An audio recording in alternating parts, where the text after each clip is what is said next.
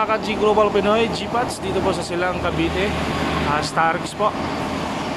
Nagkakangat na po kami ng transmission. Ang inyong yung fittings nito may problema na, mga lost thread na pati ito.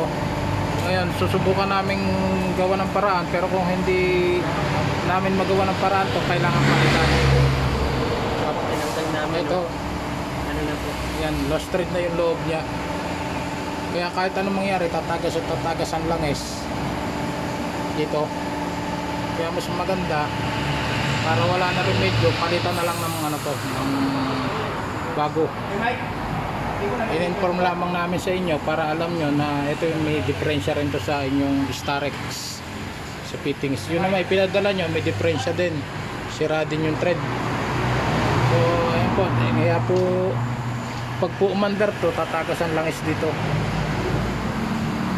Kailangan palitan po natin itong mga fittings nyo.